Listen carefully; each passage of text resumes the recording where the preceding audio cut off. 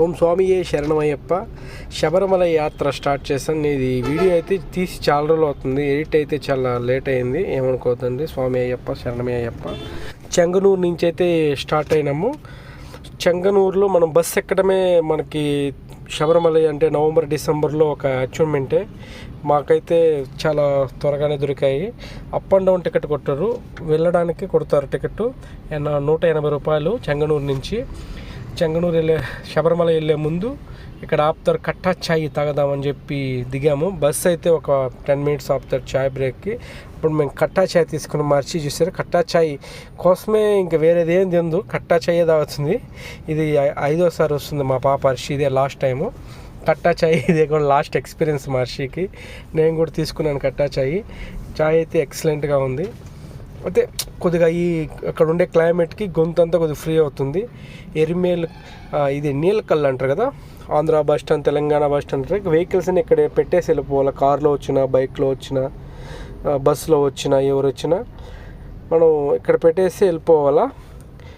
లోపలికైతే అక్కడ పంబ దగ్గరికి అయితే నాట్ అలౌ చేయరు, లోపల ఇక్కడ పెట్టేసి వెళ్ళిపోవాల్సిందే. శబరిమల అంటే పంబా నది ఇక్కడికి వచ్చాం. మనకి అయ్యప్ప స్వామి కనిపిస్తే పంబా నదికి అయితే వచ్చేసినట్టే అర్థం. ఎదురుగా మనకి అయ్యప్ప స్వామి కనిపిస్తున్నారు కదా, పంబా నదికి వచ్చేసినాము. పంబా నదిలో అయితే రష్ అయితే ఏం లేదు. మేము వచ్చింది నవంబర్ 27 దర్శనానికి. రష్ అయితే ఏం లేదు. అనుకున్నట్టుగా అందరూ అట్టా ఇట్టా ఉందని చెప్పారు. ఎవరు ఏది చెప్పినా నమ్మద్దండి, మీరే స్వయంగా వచ్చి తెలుసుకోండి. పంబా నదిలో స్నానం అయితే అయిపోయింది.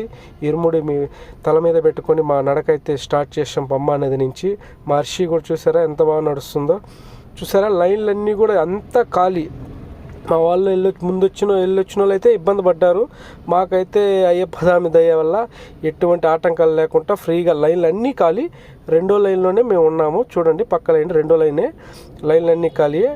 చూసారా ఎంత ఫ్రీగా వెళ్తుంది. అనుకున్నంత ఇదిగా లేదు, మేము వెళ్ళినప్పుడు కరెక్ట్గానే ఉన్నింది.